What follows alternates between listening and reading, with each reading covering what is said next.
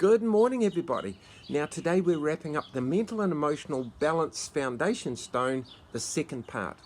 Now, one more time, let me just remind you in a simplified manner how the foundation stones for good health in every human and virtually every living creature on the planet are all directly connected to each other. And it turns out it's not rocket science. Now, we can start with any one of those foundation stones, but for this example, and keeping it simple because we've covered it well in the previous videos, let's start with the lack of sleep. Now, if you've been following the videos, I know you get the idea. However, for the first timers, take a seat and hang on for the ride. Now, sleep is critical for all creatures. It's the period every 24 hours that our body heals, repairs, and sets itself up for the next day's activity. While we are in a temporary comatose unconscious state, we call it sleep. Now, sleep is so important that even one night of poor sleep will automatically trigger our reptilian brain, which triggers our body's stress response at every level. From an elevated heart rate, blood pressure, and stress hormones such as cortisol and adrenaline, which always alters the balance of chemicals and hormones inside our entire body and in our brain. Now, when that stress response is activated to any degree, we subconsciously begin to choose high energy, sugary, yummy treats, also known as easily accessible, processed modern food. Food which is nutrient, mineral, and specific chemicals empty. Now, I now believe that most people simply don't know this fact. I certainly didn't. We naturally choose this stuff over the nutritionally rich but sugar and glucose low natural foods which also contain the chemicals required to fuel the same stress response, because the stress response is a chemical reaction. Now remember, we said a bright spark worked out that there are 2 billion chemical reactions happening every second inside our body in order for it to function. Wow, I mean, we are a bucket load of chemical reactions. And that's why our body needs the correct chemicals and in the right amount. And it only gets that from the natural food that we eat. But often we then lose our appetite. Because we're not hungry, because the stress response turns off the appetite hormone. That's right. Now, all this is registered as a threat to our survival and triggers that reptilian brain yet again, which activates the stress response yet again. And around it goes like a washing machine, which adds to the growing levels of the stress that we feel. Now, over time and unknowing to us, we are leading ourselves into nutrient deficiencies and high glucose in the blood, along with high insulin levels. Insulin and type 2 diabetes, that connection, which again further triggers the stress response, which includes an increase in cortisol.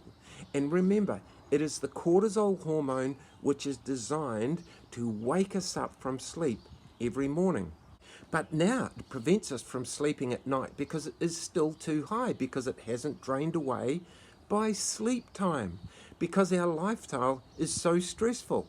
And that also interferes with the natural production of the melatonin sleep hormone, which is actually meant to drive us towards sleep.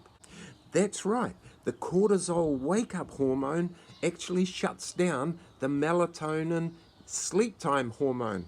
And then the high glucose, nutritionally depleted foods, lack of sleep, and the increasing levels of stress hormones that are coming from these changes actually kill off our beneficial gut bacteria, which are also critical in the manufacture inside our body of those hormones which make us feel calm and happy.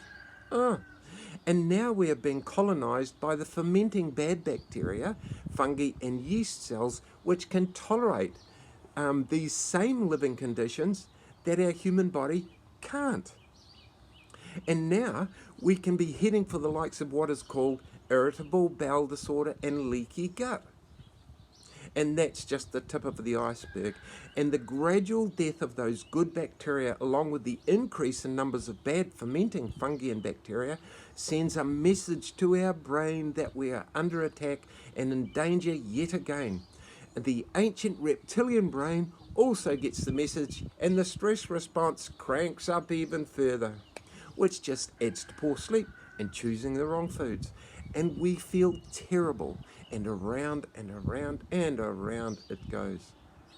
All the while, our mental and emotional outlook is altering to accommodate the perception of a changing world which over time we are gradually and unknowingly moving into. And we can end up in a state of permanent on-guard duty, cynical, critical, and highly stressed, seemingly surrounded in a world which is perceived by our whole outlook on life to be dangerous and threatening. And no one seems to be listening. And rightly so, because in their world everything is perceived to be fine, because their lifestyle is different and their stress levels are a lot lower. And our anxiety levels actually gradually increase, initially to protect us, but eventually also leading us into a state of complete mental and emotional imbalance. Now, in a state of mental balance, we are subconsciously considering the pleasures of life, of plenty of sleep, good healthy nutrition, a healthy gut bacteria colony, and surrounded by good friends. These negative thoughts, feelings, and emotions associated with mental imbalance rarely, if ever, enter our thinking mind. You see, on most occasions, the perceived threat is all a perception of our mind. Positive balance versus negative imbalance. And I think what merely adds to the stigma, confusion, and concern that people feel is that it is all promoted as just another uncurable disease by the health industry and media. And yet, as we've mentioned earlier, the science world can make a really compelling case for it being a classic progressive disorder. Never forget that one. And given time and the appropriate determined changes, the imbalance can and does revert to a balanced state. As we've mentioned in an earlier video, the science says 95% of all human illness is the product of an elevated stress response going on for far too long at too high a level. And it is the reason for 78% of all the visits to our GP. Now that's on record, anyone can find that. And that includes for the likes of autoimmune disease, inflammatory disease, heart issues, type 2 diabetes, cancers, and even dementia. Now, you've got to stop for a minute and think about that. We are doing it to ourselves, which means we can stop doing it to ourselves. And that's exactly what the science can prove. Because now that we know if the science is correct, and based on my research it is, I believe we can do a lot about changing those outcomes in our own life if we choose to. Now, mental and or emotional balance at any level is simply our body's way of telling us that we have the balance of all of those influences in our life wrong. And it needs to be changed, one step at a time. And only we, as the individual affected, can effectively do that, if we know how. And it certainly helps if we can be guided by knowledgeable experts in their field. Now, for the record, in my opinion, an expert is one who can tell you exactly what is happening.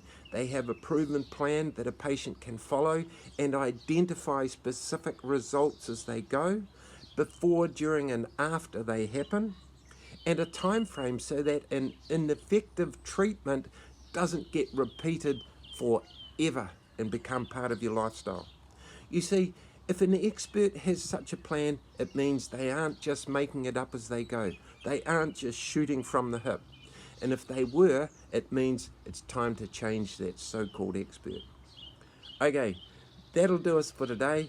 Good job, everyone. I'll catch you later. Bye-bye.